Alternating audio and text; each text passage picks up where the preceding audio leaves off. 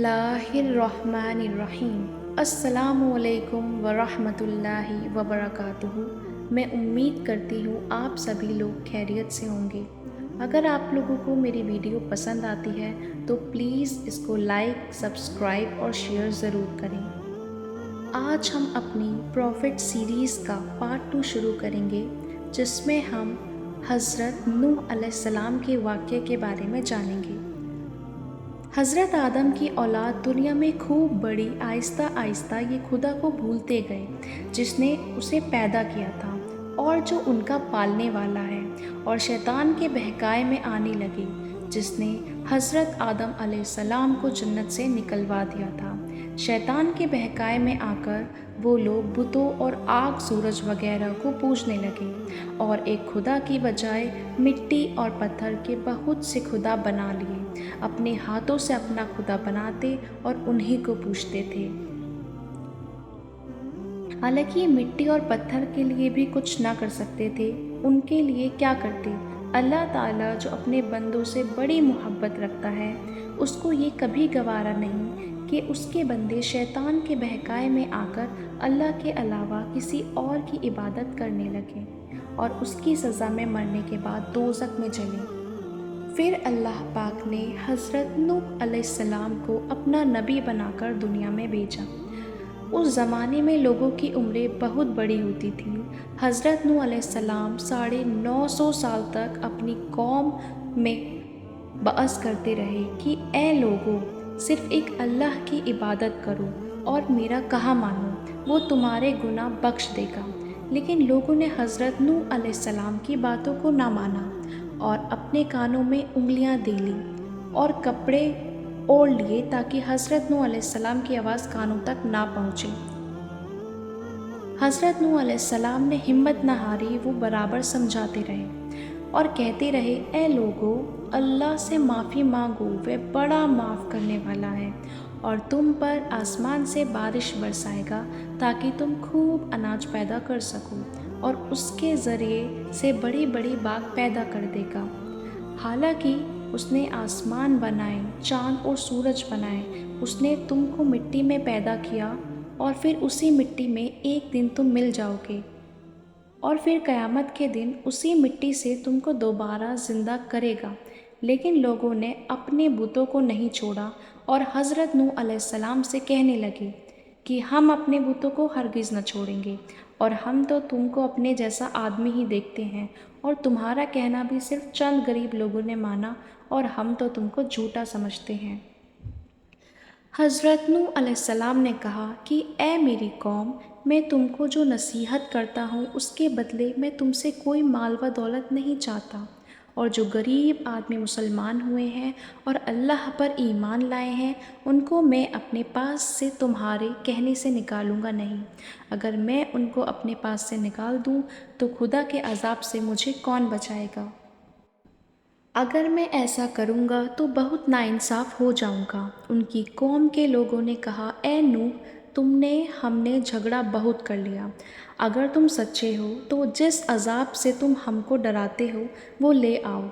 हज़रत नूह अलैहिस्सलाम ने कहा कि जब अल्लाह पाक फरमाएंगे अज़ाब ले आएंगे।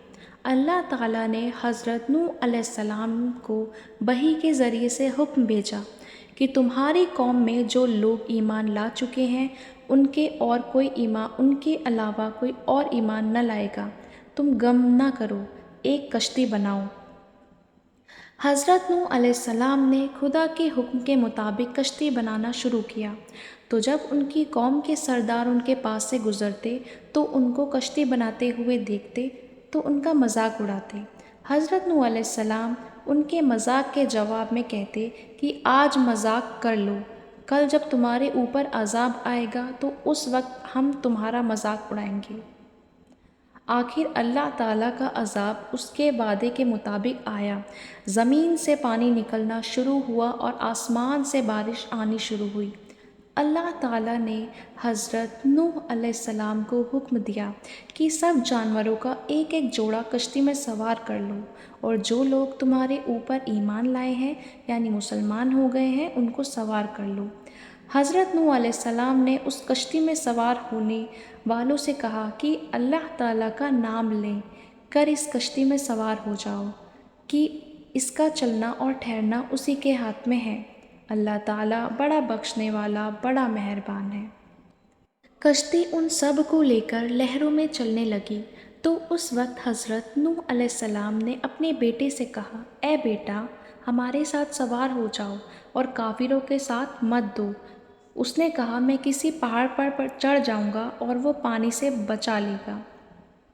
حضرت نوح علیہ السلام نے کہا کہ آج خدا کے عذاب سے سوائے خدا کے کوئی بچانے والا نہیں۔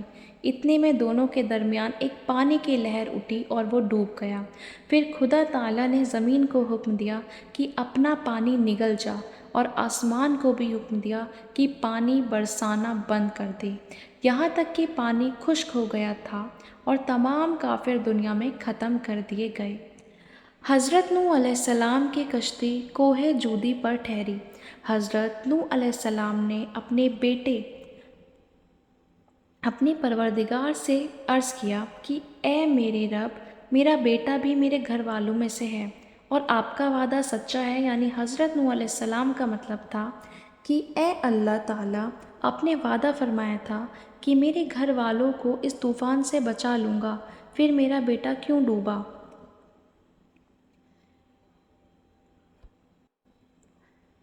اس کے جواب میں اللہ تعالیٰ نے فرمایا، اے نوح، تیرا بیٹا تیرے گھر والوں میں سے نہیں تھا، کیونکہ اس کے عمل اچھے نہیں تھے، وہ کافر تھا۔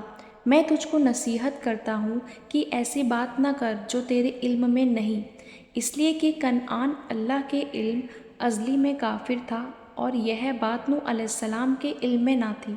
حضرت نوح علیہ السلام نے اللہ پاک سے توبہ کی اور معافی مانگی اور اپنے کہنے کی معافی چاہی۔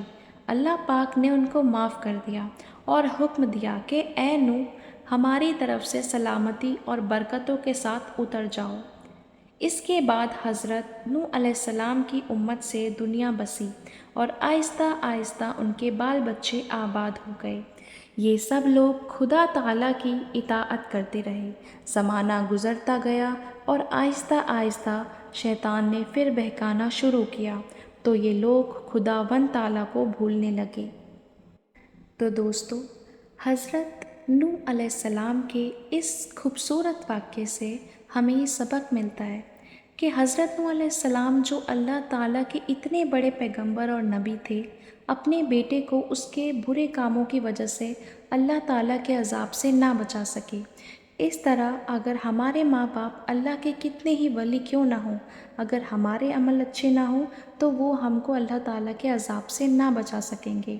ہم کو اپنے بزرگوں کے نیک عمل کا سہارا نہیں لینا چاہیے، بلکہ اللہ تعالیٰ اور اس کے رسول آپ نبی اکرم محمد صلی اللہ علیہ وسلم کے بتائے ہوئے کاموں پر عمل کر کے نیک بننا چاہیے۔